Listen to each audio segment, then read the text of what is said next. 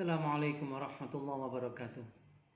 Bismillah nahmadullah haqqa hamdih wa naskuruhu haqqa syukri wa afdhalus salawati ala nabihi wa rasulih rabbi israh li sadri wa yassir li amri wahlul 'uqdatam min lisani yafqahu qawli. Shadaqallahul azim. Para santriwan santriwati MBS Madinatul Ilmi SMA Muhammadiyah 1 Gresik yang berbahagia, mari kita panjatkan puji syukur kehadirat Allah Subhanahu wa taala yang selalu melimpahkan rahmat, nikmat, taufik, hidayah kepada kita semua. Semoga Allah selalu menjadikan kita hamba yang pandai bersyukur. Pada sesi sekarang ini kita melanjutkan kajian yang pertama tentang pentingnya berorganisasi. Pada pertemuan yang pertama itu sudah kita bahas pentingnya berorganisasi dan hubungannya dengan tugas kekhalifahan. Jadi kita berorganisasi ini dalam rangka melaksanakan tugas kekhalifahan.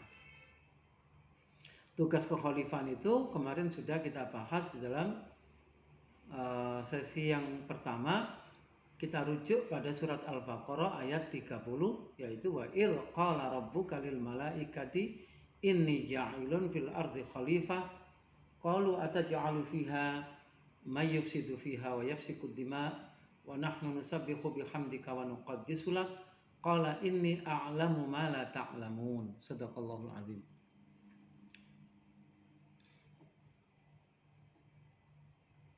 Di dalam menjelaskan isi kandungan surat Al-Baqarah ayat 30 tadi, ada sebuah buku yang berjudul Tafsir Jawa terhadap Gerakan Kiai Haji Ahmad Dahlan. Jadi Kiai Haji Ahmad Dahlan itu difahami bahwa beliau mendirikan organisasi itu memang dalam rangka melaksanakan tugas kekhalifahan. Nah, bagaimana bentuk tugasnya? Bentuk tugasnya itu dijelaskan dengan penjelasan menurut filosofi Jawa. Jadi orang Jawa itu memahami khalifah itu tugasnya adalah memayu hayuning bawana langgeng. Memayu hayuning bawana langgeng itu artinya mempercantik kecantikan bumi selamanya. Jadi tugas kita itu artinya menjaga, mengelola, melestarikan bumi ini agar bumi tetap makmur, sejahtera sampai selama-lamanya. Jangan sampai bumi kita itu rusak, hancur. Baik rusak manusianya maupun rusak alamnya.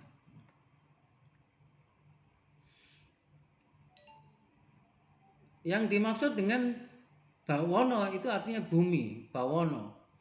Lalu bumi atau bawono itu dibagi dua, ada bawono alit dan bawono agung. Bawono alit itu diri kita sendiri. Jadi kita ini wajib memperbaiki diri kita, menjaga diri kita. Kalau dalam bahasa Al-Quran itu ku anfusakum, jaga dirimu, jangan sampai rusak. Jaga dirimu, jangan sampai melakukan perbuatan tercela agar diri kita ini tidak terkena hukuman api neraka. Itu harus dijaga. Jadi ngerekso. Nanti baru setelah memperbaiki diri itu sudah sukses, kalau bahasa yang sering kita pakai itu memantaskan diri sebagai khalifah ini kita sudah bisa, itu baru kita akan menjalankan tugas ke bawono agung.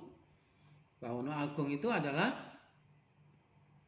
lingkungan di sekitar kita, masyarakat kita. Apakah masyarakat tingkat desa, kecamatan, kabupaten, provinsi, bahkan masyarakat tingkat nasional, bahkan masyarakat internasional untuk global. Nah, di muka bumi ini kita jaga bersama-sama. Jadi ada Bawono Alit, ada Bawono Agung, memperbaiki diri sendiri, ya, jangan sampai diri kita sendiri rusak, lalu kemudian memperbaiki alam, jangan sampai alam kita itu rusak. Bagaimana menjaganya agar tetap lestari dan bisa memberikan kemakmuran, kesejahteraan bagi semua umat manusia, dalam keadaan umat manusia itu saling rukun bersaudara, tidak ada yang melakukan perbuatan merusak di muka bumi, dan tidak ada yang melakukan perbuatan saling mengalirkan darah. Bentuknya adalah konflik-konflik, peperangan-peperangan, karena saling berebut kepentingan untuk menguasai isi perut bumi. Jadi perang karena minyak, perang karena perebutan tambang emas, tambang pasir, perang karena perbatasan wilayah negara. Akhirnya anak-anak jadi korban, orang tua jadi korban, perempuan jadi korban, pemukiman, perumahan hancur, bangunan-bangunan peninggalan sejarah hancur. Itu berarti rusaknya Bawono Alit dan rusaknya Bawono Agung. Itu dijelaskan dalam buku tentang tafsir Jawa terhadap gerakan Ki Haji Ahmad Dahlan itu, bahwa tugas kekhalifahan itu seperti itu, menjaga Bawono Alit dan Bawono Agung.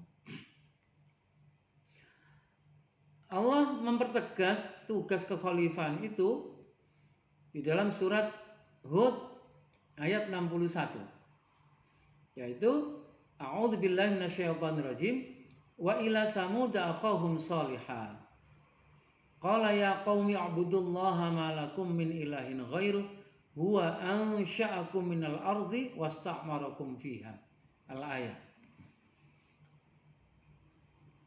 Dan ingatlah kepada bangsa Samud, Allah pernah mengutus seorang nabi, seorang rasul.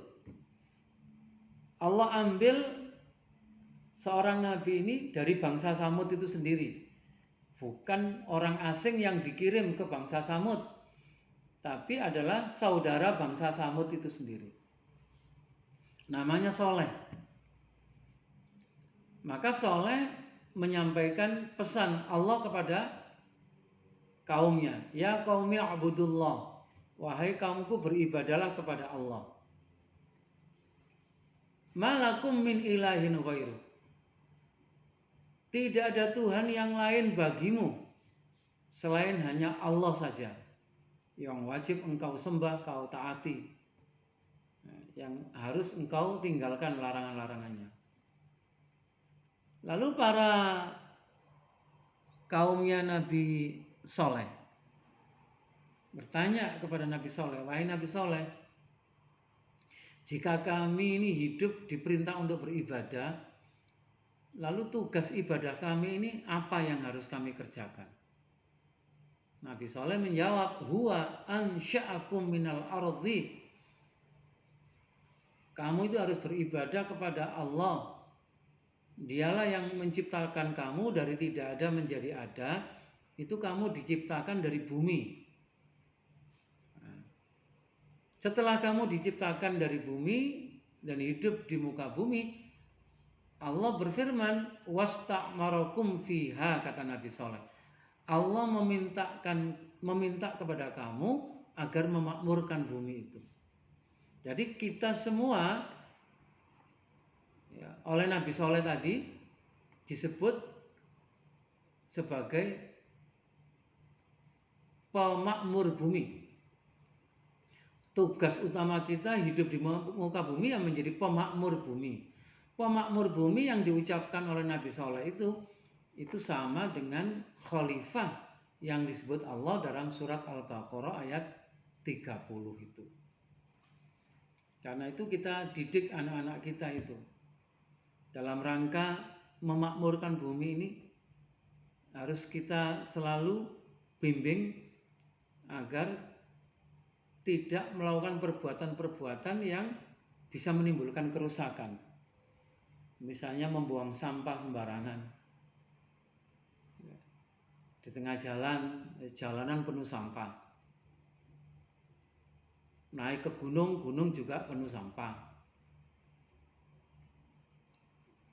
Jalan-jalan ke pantai, lautan, bibir pantai itu juga penuh sampah. Di pemukiman-pemukiman, di pasar-pasar juga penuh sampah. Kurangnya kesadaran di dalam menjalankan tugas kekhalifahan sebagai pemakmur bumi itu menjadikan orang seenaknya membuang sampah di jalan raya, bahkan membuang bangkai-bangkai yang berbau busuk itu juga di jalan raya. Membuang sampah ke sungai, segala macam benda-benda yang tidak berguna dilempar ke sungai. Padahal Allah mengatakan huwa ansha'akum minal ardi wasta'marakum fiha. Allah menjadikan kamu dari bumi dan Allah meminta kamu memakmurkan bumi itu. Selanjutnya Allah berfirman di dalam surat Al-Anbiya ayat 105, 106, 107. A'udzubillahi minasyaitonirrajim. Bismillahirrahmanirrahim. Walaqad katabna fiz zaburi min ba'di dzikri annal arda yarisuha ibadiyas salihun inna fi hadza labalaghan liqaumin 'abidin wa ma arsalnaka illa rahmatan lil alamin. Anak-anak santri dibaca di rumah dengan tartil. Misalnya A'udzubillahi minasyaitonirrajim. وَلَقَدْ كَتَبْنَا فِي الزَّبُورِ مِنْ بَعْدِ الذِّكْرِ أَنَّ الْأَرْضَ يَرِثُهَا عِبَادِيَ الصَّالِحُونَ إِنَّ فِي هَذَا لَبَلَاغًا لِقَوْمٍ عَابِدِينَ وَمَا أَرْسَلْنَاكَ إِلَّا رَحْمَةً لِلْعَالَمِينَ. Walaqad katabna fiz zabur, dan sesungguhnya telah kami tulis di dalam Zabur. Zabur itu kitab-kitab para nabi. Mim ba'di dzikri, setelah aku tulis, aku tetapkan di Lauhil Mahfuz. Lauhil Mahfuz disebut az-zikri dalam ayat tadi. Lauhil Mahfuz itu tempat Allah menyimpan kitab-kitab para nabi sebelum kitab para nabi itu disampaikan kepada orang yang beliau kehendaki sebagai nabi dan utusannya. Sejak di Lauhil Mahfuz ada sebuah pesan penting yang ada dalam kitab-kitab para nabi, yaitu annal arda yarisuha ibadiyas solihun, bahwasanya bumi ini hanya akan diwarisi hamba Allah yang soleh. Yang tidak soleh tidak akan bisa diberi tugas untuk menjaga bumi. Bisanya hanya merusak bumi. Karena itu Allah mengatakan inna fi hadza labalaghan liqaumin 'abidin. Pesan yang aku sampaikan bahwa bumi ini hanya akan diwarisi oleh hambaku yang soleh. Ini pesan yang sangat jelas yang harus diperhatikan bagi siapa saja yang ingin menjalani hidup ini untuk beribadah. Ibadah yang bagaimana? Ibadah yang dikehendaki oleh Allah, yaitu ibadah dalam bentuk menjalankan tugas kekhalifahan. Dalam ayat tadi, sebelum menjalankan tugas kekhalifahan itu, terlebih dahulu Allah minta syarat. Syaratnya adalah kita semua harus menjadi orang yang soleh. Orang yang soleh itu orang yang punya kompetensi untuk melakukan perbaikan-perbaikan. Ketika melihat bumi telah rusak, maka orang soleh itu punya kompetensi bagaimana cara memperbaikinya. Begitu juga orang yang soleh itu orang-orang yang punya kapasitas, punya kompetensi di dalam mengembalikan kehidupan manusia yang rusak. Kehidupan manusia yang rusak akhlaknya. Kehidupan manusia yang hancur peradabannya. Itu dibenahi kembali. Siapa yang punya kemampuan membenahi itu? Adalah orang-orang yang soleh. Sebab itu setiap hamba Allah diminta oleh Allah menjadikan dirinya sebagai hamba Allah yang soleh sebagai syarat untuk menjalankan tugas kekhalifahan. Bagaimana caranya agar kita semua menjadi orang yang soleh?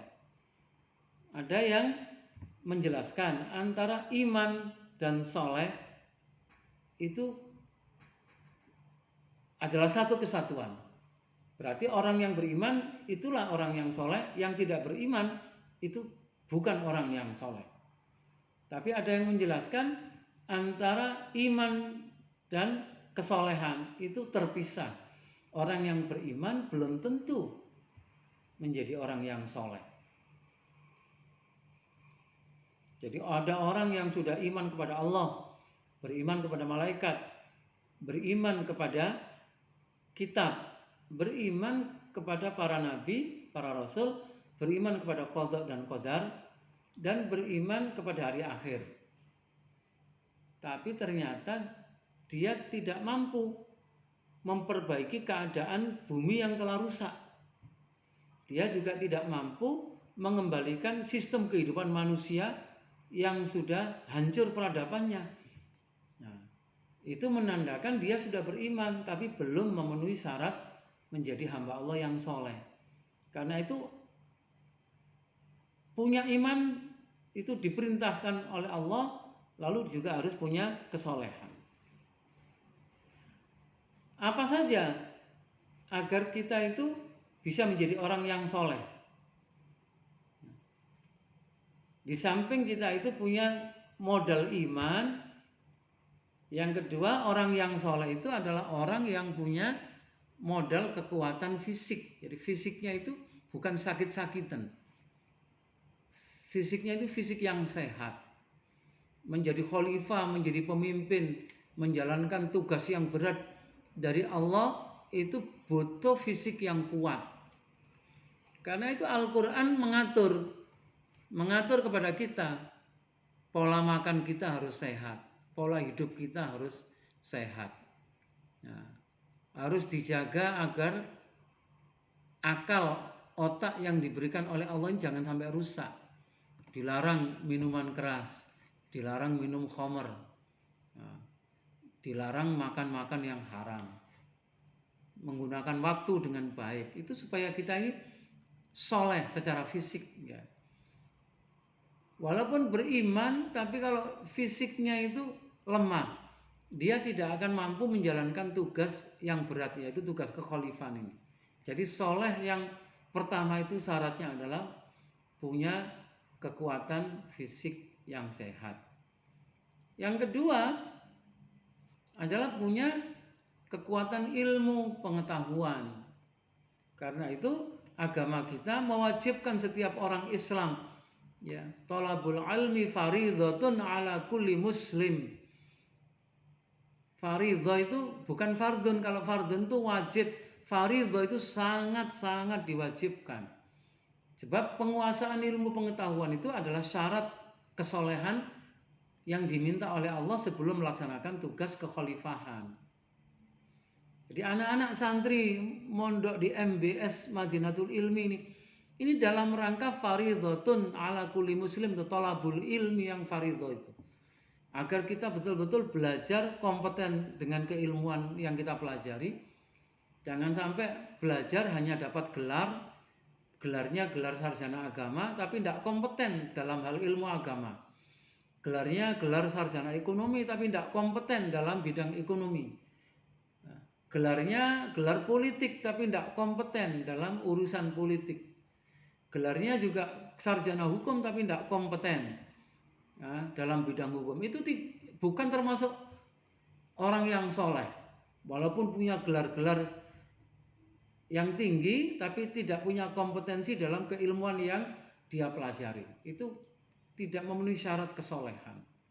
Syarat kekuatan fisik dan ilmu pengetahuan itu sangat penting bagi seorang khalifah di muka bumi. Dan yang ketiga, menjadi orang yang soleh itu adalah harus menjadi orang yang berjiwa seni. Berjiwa seni itu pandai menciptakan keindahan-keindahan. Di tangan orang soleh yang berjiwa seni itu, bumi ini akan menjadi indah. Jadi kalau kita anak-anak yang ada di santri Madinatul Ilmi Gresik melihat kota Gresik ini bukan kota yang indah, kota yang semerawut, tidak ada bentuk kota yang indah dibanding dengan kabupaten-kabupaten yang lain misalnya, itu kok lebih indah lingkungannya. Itu berarti kepemimpinan yang memimpin di Kabupaten Gresik itu bukan orang soleh. Sebab orang soleh itu adalah orang yang punya kompetensi menciptakan keindahan di muka bumi ini. Jadi sepanjang kita itu punya fisik yang kuat, punya kekuatan iman, punya fisik yang kuat, punya dasar keilmuan yang kompeten, dan punya jiwa seni yang bisa kita gunakan untuk menciptakan keindahan-keindahan dalam kehidupan kita. Itulah yang dibutuhkan dalam menjalankan tugas kekhalifahan. Nah, menjalankan tugas yang seperti itu, kita tidak bisa melakukannya sendiri-sendiri.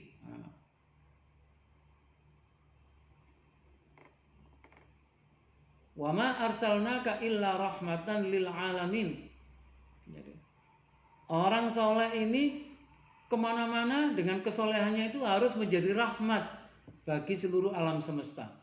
Harus menyebarkan kasih sayang, keramahan. Ini tidak bisa dikerjakan sendiri-sendiri. Ini hanya bisa dikerjakan kalau kita kerjasama, saling tolong-menolong dengan orang lain. Masing-masing punya keahlian, ada yang punya ahli ekonomi, ahli pendidikan, ahli hukum, bidang kesehatan, ahli politik. Ini harus kerjasama dengan terorganisir. Maka Allah perintahkan, wal takum minkum ummatun yad'una ilal khair wa ya'muruna bil ma'ruf wa yanhauna 'anil munkar wa ulaika humul muflihun. Dan hendaklah ada di antara kamu segolongan umat yad'una ilal khair, yang mengajak kepada kebaikan. Kebaikan itu adalah al khair ma fihi manfaatun, sesuatu yang di dalamnya ada manfaat, itulah yang al khair.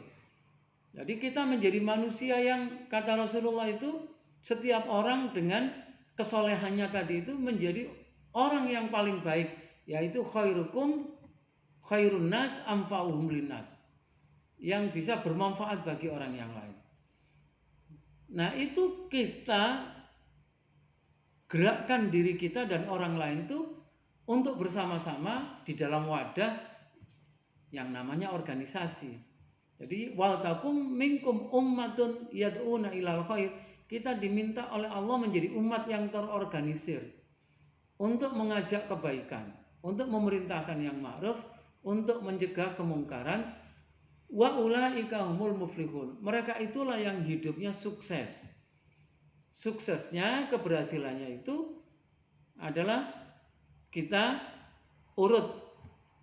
Yang pertama, hidupnya tidak digunakan untuk main-main, hidupnya digunakan untuk beribadah.